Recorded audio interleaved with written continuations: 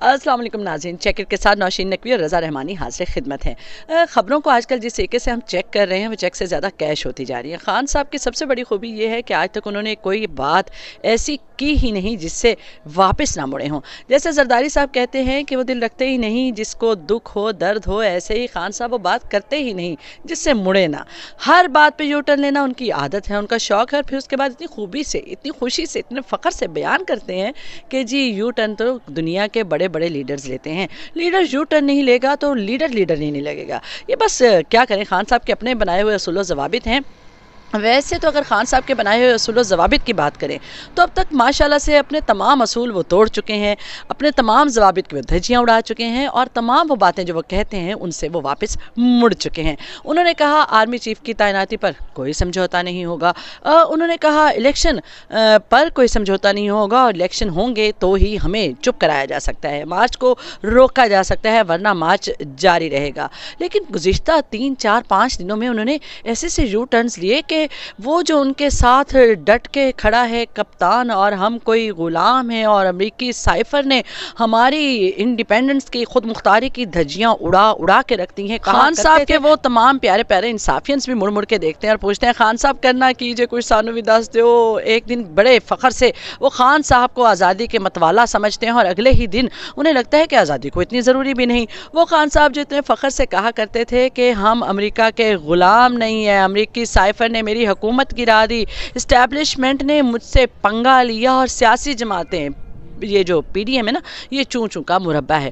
वही ख़ान साहब कहते हैं कि जी इस्टेब्लिशमेंट तो हमारे साथ एक सफ़े पर थी। वही ख़ान साहब कहते हैं कि दोबारा मुंतखब हुआ तो अमेरिका से कोई पंगा नहीं करूँगा। वही ख़ान साहब कहते हैं कि इलेक्शन की हमें क्या जल्दी है, जब ये चाहे इलेक्शन करा लें हम तो आवे ही आवेंगे। जी बिल्कुल यही ख़ान साहब हैं जो फिर से बदल गए हैं। हमारे ख़ान साहब की यही तो खूबी है, वो मौसमों की तरह उनका मिजाज बदलता है। लोग मॉडल्स हमारे यहाँ उतने कपड़े नहीं बदलते जितनी ख़ान साहब पटूशियाँ लगा लगा के अपनी बातें बदल लेते हैं, अपनी ही बातों को एक दिन कह के दूसरे दिन गलत साबित कर सकते हैं। जैसे ख़ान साहब को बहुत बड़ा एतराज़ था कि आखिर ये शरीफ फैमिली, आखिर ये जरदारी ख़ानदान इतना प्रोटोकॉल क्यों लेता है, किस लिए इनकी औलादों को इस तरीके से सर आंखों पे कौम उठाती है।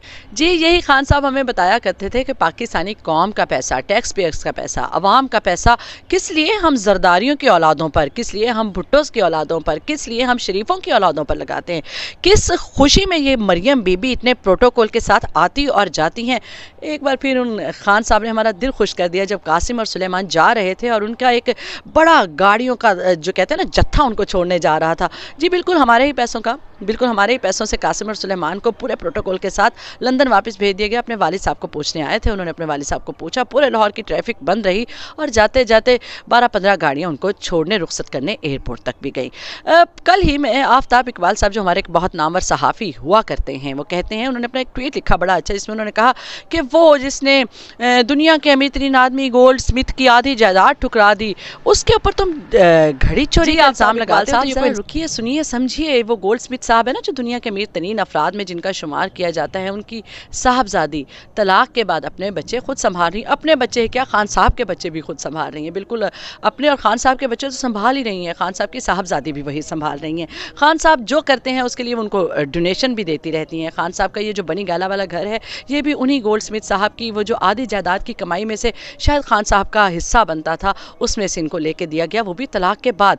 खैर ख़ान साहब की गैरत को तो हम बिल्कुल चैलेंज नहीं करेंगे। ख़ान साहब जो कहते हैं करके दिखाते हैं और जो चूँकि वो अपने आप को यू टर्न का बादशाह मानते हैं इसलिए वो सही करते हैं। चूँकि वो कहते हैं कि हम कोई ग़ुलाम नहीं हैं, इसलिए जैसे ही उनका वो कहते हैं ना कि सर पे सवार कोई चीज़ उतरती है तो वो फिर ग़ुलामी को कबूल करने पर तैयार हो जाते हैं। कहते हैं मसलहतन बहुत कुछ किया गलत, अब नहीं करूँगा।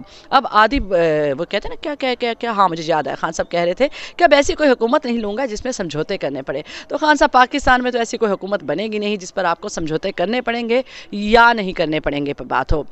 क्योंकि आप जैसे ही सियासतदान पहले अवाम की आंखों में झोंक के, धूल झोंक के बताते हैं कि आज़ादी क्या है। यही ख़ान साहब बड़े बड़े इजलासों में बैठ के बताया करते थे कि फ़ैसले मैं करता हूँ, मुझे अगर कभी आर्मी चीफ़ बताए कि तुम ऐसे कर दो ऐसे कर दो तो मैं उसको निकाल ना दूँ।